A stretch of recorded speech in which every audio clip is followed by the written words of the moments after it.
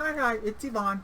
I'm back with this series of my progression of going back to eBay. Not that I ever left, but going back into it in a more serious manner as I had kind of let it slack as I checked out Whatnot and District, having live sales on my own YouTube. But I do want to pay attention to my eBay, so I've been doing that this year. But I had a lot to learn. You know, there's updates constantly, so I had a lot to learn about what some of the changes were.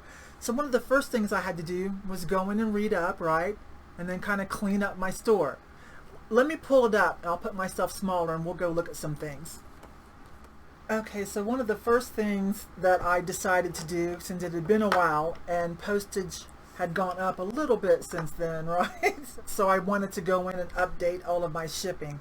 I don't do calculated shipping. It's just a personal preference, because I just feel like they don't get it right. Oftentimes it's just too much and might turn off a buyer.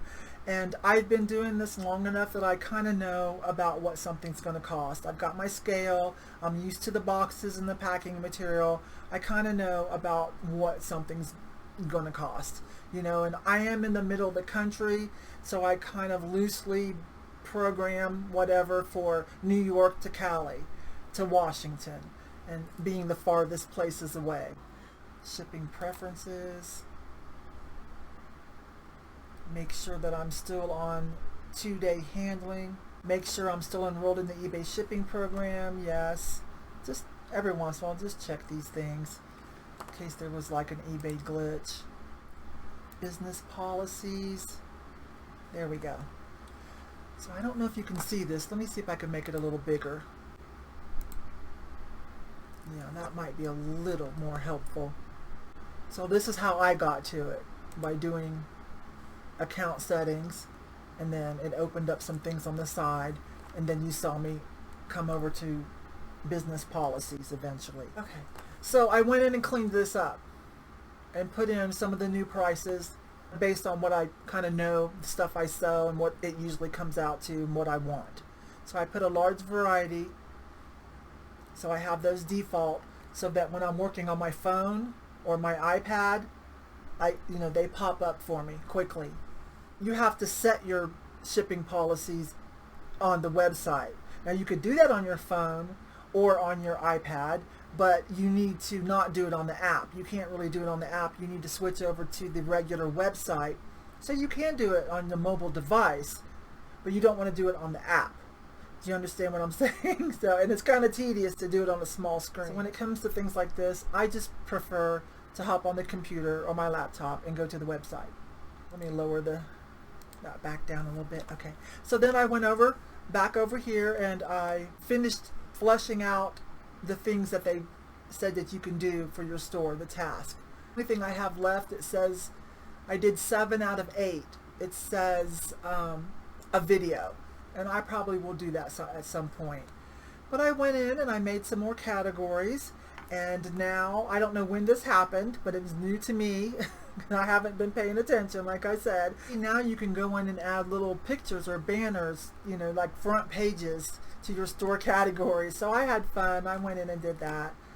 And there was something else that they said. Oh, I don't remember what this is called. I think this is on the About You page. So I went and did that too. And for the picture, I chose when I went to eBay Open. That was the last time they had eBay Open offline. That was the very last one. There hasn't been one since, not the big eBay Open. I don't know if they'll ever get back to that. It was so much fun. So many of my YouTube reseller friends went. We had a great time. I went with Lindy Glenn and we split a room. And oh my gosh, let's see, who all was there? Gosh, this was 6-some years ago. Some of these names, yeah, most of them are still around. I better not name drop, but it was fun. There was just so many of us there. So I did that, cleaned that up. So if you didn't know that's a possibility, you'll want to do that. Social, what is that? Let's go see. Okay, now this I have to think about. I'm not a big fan of giving everybody that wants permissions, behind the scene permissions to some of my other social media, especially my YouTube. Oh, no, never my YouTube. Never. Because YouTube does not play. If someone messes with your YouTube, they do not play. You cannot get your account back. I let Facebook and Instagram interact. Pinterest, no, I just do it manually. I do that manually. I go over and take my listings and I have boards over on Pinterest. And I do that for 2 reasons. Because, wait a minute, let me go get one of my listings and I'll show you for those that don't know how this works. Oh, and by the way, I'm called Mile High Scene. Hey, and while we're here, I was looking for this. Subscriber discounts. This is one way you can get to it under subscriptions. This is another way you can get to it. This is where you're going to find, yes, there's your eBay shipping coupon, okay? See, yeah, I already used it. This is the end, and then that'll be 3rd quarter and then 4th quarter. Yes, okay. I try to get right on it so I don't forget, but I do have a store. I have the basic. I'm locked into an older price point. I think it costs a few dollars more now. I'm locked into an older price point because I've had a store forever, and I pay yearly. So I'm subscribed. I'm committed to a yearly subscription. So that reduces it. They take it out every month, but it reduces it by a few dollars, okay, when you do it that way. So I have got myself back up to 90 listings. I've been selling things, but I usually carry about 300 to 500 when I focus really like more intently on eBay. I usually have had, I don't think I've ever had more than 500 listings. That's about what fits into my storage room comfortably. That's what I feel like I'm comfortable handling, of buying, processing, shipping. That's just where I'm at. I'm comfortable there. And when eBay is doing well and I'm at about 300 listings or so, I can usually make about $2,000 to $3,000 in sales without, feeling overwhelmed. And that's nothing to sneeze at. And then of course I have other places, my booths and other places that I sell. And then of course having a YouTube channel is another source of income for me, of course. Listen, another thing I noticed is on promoted listings. I want to talk about that. I do promoted listings. I do it at the bare minimum. It used to be 1%. Now they make us do 2% if we want to do it. I go ahead and do that. I don't pay attention to any of their trendings or anything like that.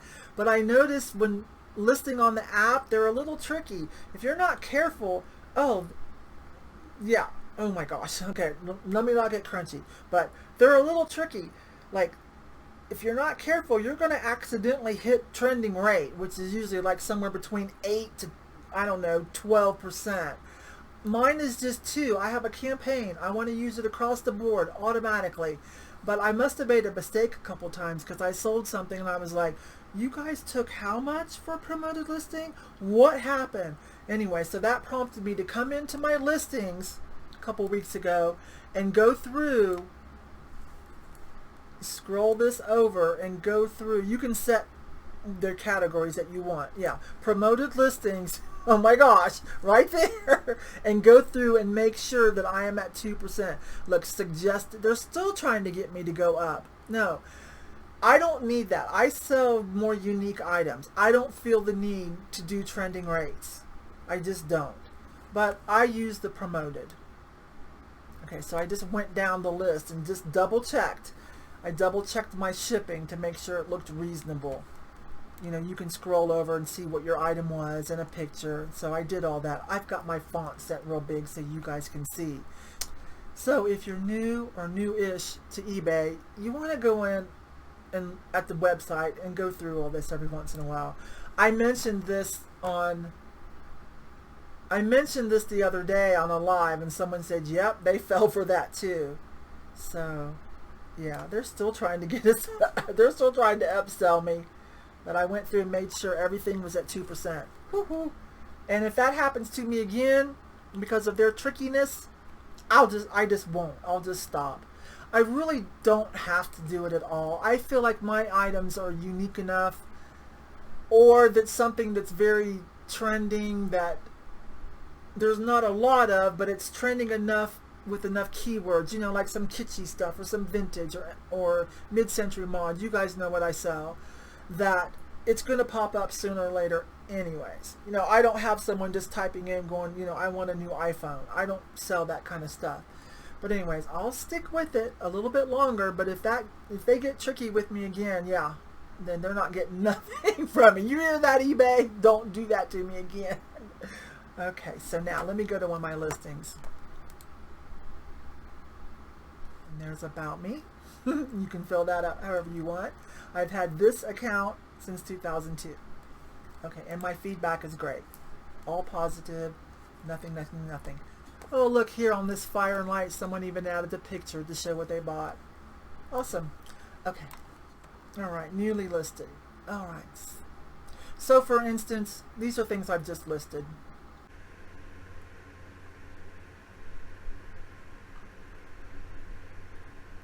Okay, so let's take something like this. So let's click on it. Here on the desktop, see there's a share button. Okay, and so you can do this. So I usually do it on my iPad. It's just quicker. I'll go ahead and log into my Pinterest, and then it's very easy. Just go do that and put it in different boards that I have over there. And the reason I do that is twofold. One, it keeps an archive for me. Like the other day I was cruising through it over the past years, and I was like, oh, I remember selling that. Oh, that was a cool item. You know, things I had forgotten that I sold, because once I take pictures, then I dump them off of my phone. I use my phone to take pictures, my phone or my iPad. It's just a lot quicker. And so they're not on my computer, and you know, so I dump them to keep room. So it was really fun to go through and be like, oh, that was such a cool item.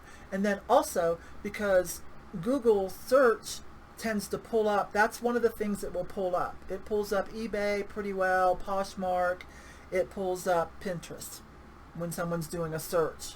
So that's the other reason why I do that. And eBay makes it really easy.